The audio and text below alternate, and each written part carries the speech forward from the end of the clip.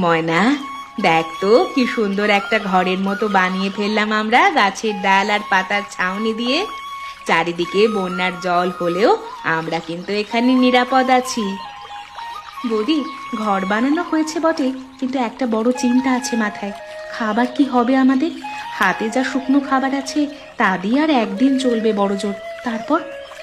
সেটাই তো চিন্তার কথা রে। বন্যার এই জলে কি পাওয়া যাবে খাবার? মাছ ধরতে পারলে ভালো হতো, কিন্তু জাল তো নেই। মা মা, ওইদিকে দেখো, জলে কি যেন ভাসছে। দেখো তো, লাল লাল কি ওটা? ওই তো আমাদের মরিচ ভেসে আসছে গো মা। কোথায়?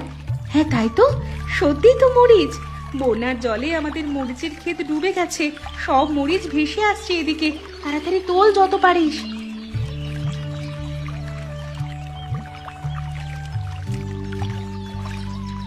বাহ, এত মরিচ ভাসতে ভাসতে আমাদের কাছেই এসে পড়লো। এগুলো দিয়ে ঝোল বানাতে পারি আমরা। জলে ছোট ছোট মাছও দেখতে পাচ্ছি, তাহলে তো খাবারের চিন্তা নেই আর। ঠিক বলেছ বৌদি, মরিচের ঝোল বানাবো মাছ দিয়ে। এই জন্যই তো বলে, কষ্ট করে কোনো কিছু করলে তা বৃথা যায় না। ময়না দিদি, তোমরা এখানে এই গাছের উপর এসে থাকছো এই বন্যার মধ্যে? হ্যাঁ, কি সুন্দর গন্ধ আসছে ওখান থেকে। কি রান্না করছো তোমরা? মরিচের ঝোল নাড়ছি গো। বন্যার জলে আমাদের ক্ষেতের মরিচ সব ভেসে এসেছিল, সেগুলো তুলে রেখেছি। আর ছোট ছোট মাছ ধরেছি জল থেকে, সব একসাথে নেধেছি। এসো খাও, পেট ভরে খেয়ে যাও। যত চাইবে তত পাবে, চিন্তা নেই। কেমন লাগছে খেতে? বাহ দিদি বাহ, এই ঝোলের স্বাদ তো অসাধারণ হয়েছে। এমন সুস্বাদু জিনিস তো জীবনে খাইনি কোনোদিন। মরিচের ঝোল এত ভালো হতে পারে তা তো কল্পনাও করতে পারিনি কোনোদিন।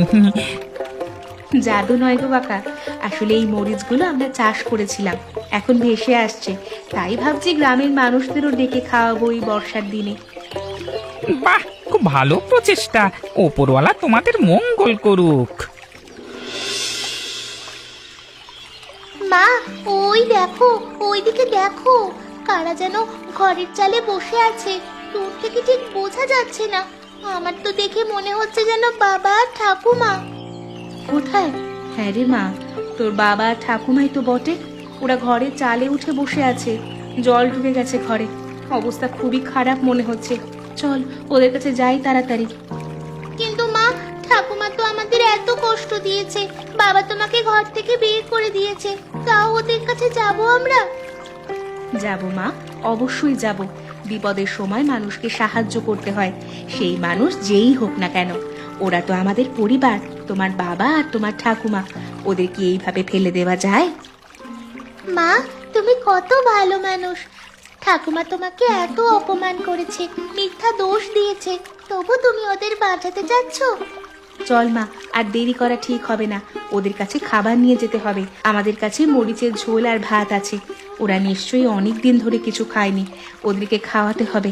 তাড়াতাড়ি সবকিছু গুছিয়ে নে। ময়না, তুমি এখানে এসেছো? দয়া করো আমাদের উপর। আমরা তিনটে দিন ধরে কিচ্ছু খাইনি। জল ঢুকে গেছে ঘরের ভেতরে, আমরা মরে যেতাম। আমাদের সব খাবার নষ্ট হয়ে গেছে, আর আমরা কোনো রকম ভাবে এখানে উঠে প্রাণ বাঁচিয়েছি। এই নাও, মরিচের ঝোল আর ভাত এনেছি তোমাদের জন্য। তাড়াতাড়ি খাও, আগে শরীর বাঁচাও, তারপরে কথা হবে। ময়না, তুমি আমাদের জন্য খাবার নিয়ে এলে? আমি তো বিশ্বাস করতে পারছি না। আর আমি তোমাকে এত কষ্ট দিয়েছিলাম, মিথ্যা দোষ দিয়ে ঘর থেকে বের করে দিয়েছিলাম। মা, এখনো সব পুরনো কথা বলার সময় নয়। আগে খাও তোমরা, শরীর একদম দুর্বল হয়ে গেছে দেখছি তোমাদের। ময়না, আমি তোমাকে বিশ্বাস করিনি। মায়ের কথায় অন্ধের মতো বিশ্বাস করে তোমাকে অপমান করেছি, ঘর থেকে বের করে দিয়েছি। আমি জীবনের সবচেয়ে বড় ভুল করেছি। ময়না, ময়না, সব দোষ আমার। আমি টুকুকে অত্যাচার করেছি, আমি তোমাকে বদনাম করেছি ফণির কাছে। আমি পাপী, আমার শাস্তি হওয়া উচিত। আমি আর বাঁচতে চাই না, আমার আর বাঁচতে ইচ্ছা করছে না। মা, পাপ পুণ্যের হিসাব ওপরওয়ালা করবেন, আমরা তো সামান্য মানুষ। মানুষে মানুষে সাহায্য করাটাই তো আমাদের কাজ।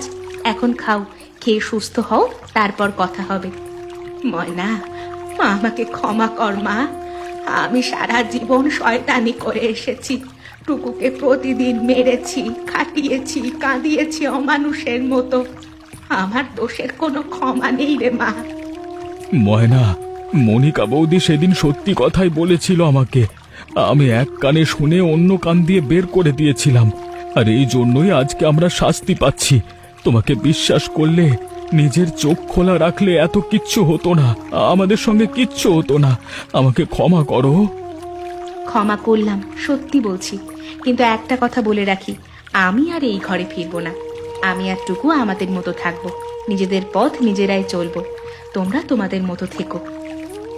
ময়না, কি বলছো কি তুমি? তুমি দয়া করে ফিরে এসো আমাদের কাছে। আমি তোমাকে ছাড়া থাকতে পারবো না আর। সব ভুল শুধরে নেব, মায়ের কথায় চলবো না আর। না, তুমি তোমার মাকে নিয়ে থাকো, আমি টুকুকে নিয়ে ভালো আছি।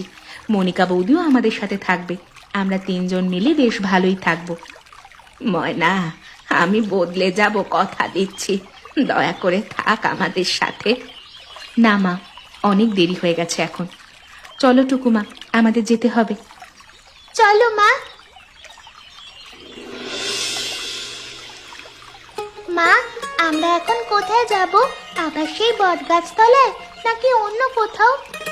হ্যাঁ মা, আপাতত সেই গাছেই যাব। বন্যার জল নামলে অন্য কোথাও নতুন ঘর বানাবো, কিন্তু তোর বাবার ঘরে আর ফেরা হবে না আমাদের।